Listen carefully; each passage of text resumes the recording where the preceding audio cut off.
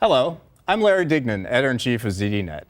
We're here to talk to Beth Jacob, CIO of Target, a massive retailer known for its fashion and value. Here's the deal. Despite all the talk about the demise of traditional retail, the reality is it's one of the most innovative sectors. We're here to talk about customer experience, innovation, and multi-channel shopping. Welcome, Beth. Thank you. Appreciate being here. For starters, let's talk about 3 areas where you think Target's innovating. At Target, innovation is everybody's job. It really is part of our DNA. So first, I think about the innovation we do in merchandising and marketing and design. And you see evidence of that in our store design, our new City Target formats, or our designer collaborations like Philip Lim.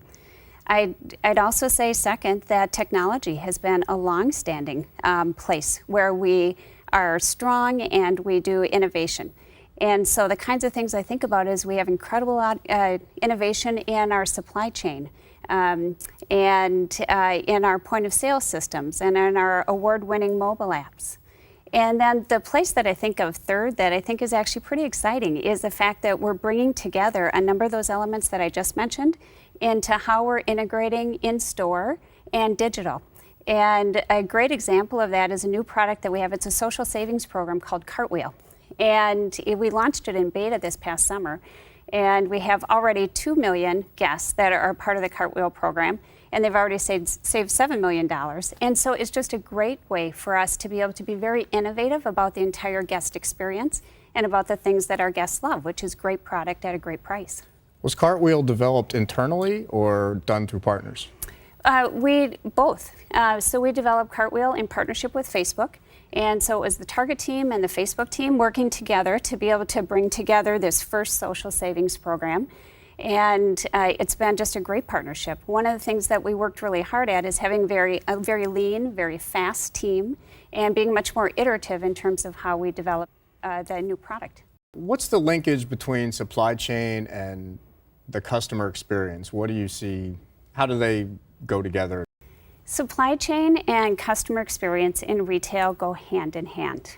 You can't have a great guest experience without having a great supply chain. And so when I think of supply chain, there are so many aspects of it to think about from a technology perspective. It's being able to source the product, move the product efficiently through our transportation supply chain, using highly automated robotic distribution centers to be able to bring the product to our back store, and then having great tools and processes in our back store to be able to get that product out most efficiently. But supply chain and retail, I think, go hand in hand even beyond that today. And one of the things that we're doing is working to even more fully integrate our entire network of supply chain capabilities from our import warehouses to the back of our store, because it allows us to bring the product most efficiently and most cost effectively and as fast as we can to our guests. Does the customer experience influence the supply chain techniques or vice versa? Well, I think there's probably some of both. So, I mean, the customer experience in terms of wanting to be able to get the product as quickly as they can, that definitely influences the supply chain because it informs the way that we think about the way that we want to operate. And so we're always looking to listen to our guests in terms of how they want us to bring product to them. And a great example of that is we're currently launching what we call flexible fulfillment, buy online and pay in store. So that's a great place where I would say both aspects of the supply chain and the customer experience are informing what we do so that our guests can order online and pick it up in the store. Where do you think mobile commerce is heading, and how important is it to Target? Mobile is a game changer. And I think mobile is a place where we will continue to invest deeply. So we've been investing in mobile for quite some time now. And we're pretty excited about the capabilities we have to offer our guests in terms of mobile shopping. And as we think about how shopping and living are blurring, the lines are just absolutely blurring for our guests today, it's an important place. So I think it's a game changer for us. And mobile commerce, I think, is going to continue to be more important. When you think about Target's digital traffic, over 30% of our digital traffic is already happening in the mobile channel. And I think that's only going to accelerate. I've read research that says the smartphone's more informational, and they'll like close a sale either on a tablet or a desktop. Desktop more often than not. When do you think we'll see the smartphone be more of a payment mechanism? I've read some of the same research, and I think that I think that's true for today, but I do think that is going to continue to evolve and change. I don't have a prediction of what year we'll see that change, but I think that it is going to continue to change. We see our guests not only shopping more on their phones in terms of gathering information or getting information on the closest store or looking for product reviews, all of those different capabilities that they do online today, but they also do on their mobile device. We're seeing our guests engage with us more in terms of a buying behavior online or on their mobile phones today as well. So I think that's going to continue to evolve. How does data inform innovation?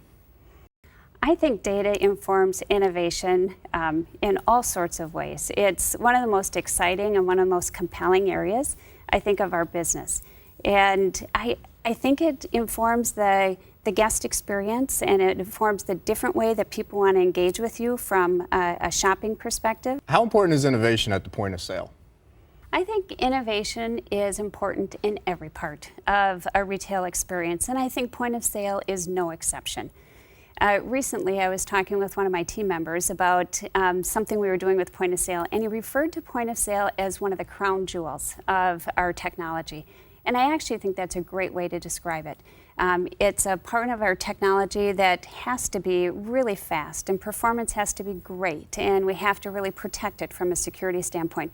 But it's a place where we want to innovate as well. And some of the places we've innovated, as you know, when you shop Target, when you're checking out, you can swipe your card before the transaction is complete. It's a small but important innovation that we patented a long time ago that allows our checkout experience to be really easy and really fast. Another place that we've innovated in point of sale that I think is just really great is that we have our guests able to keep their coupons on their mobile phone.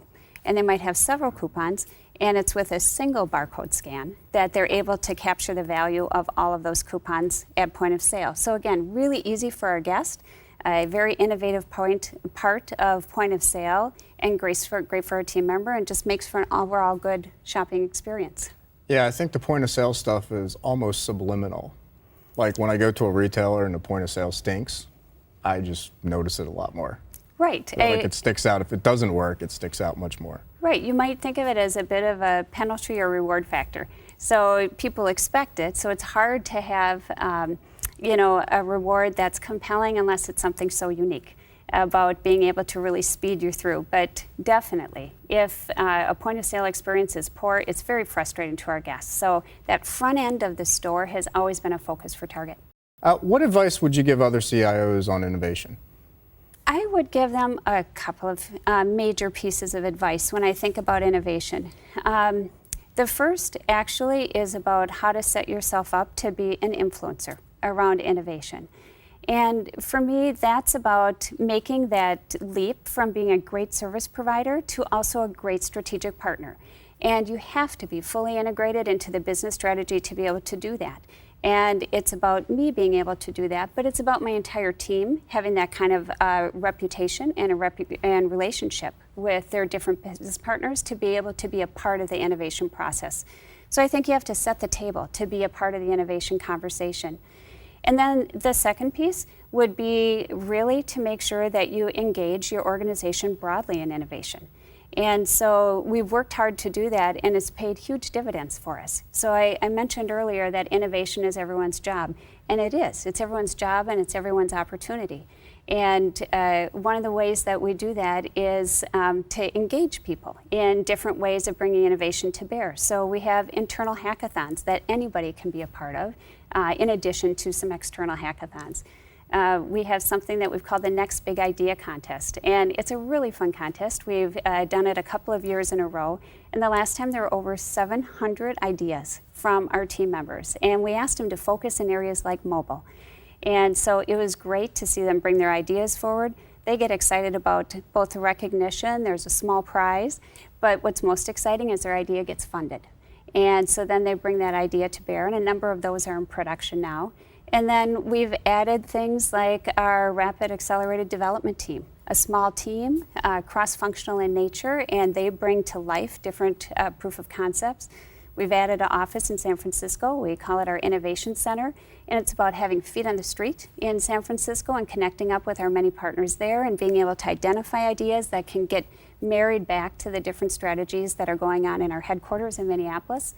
And so I think it's about creating the venues for creative technologists and business partners together to work to bring innovation forward for Target.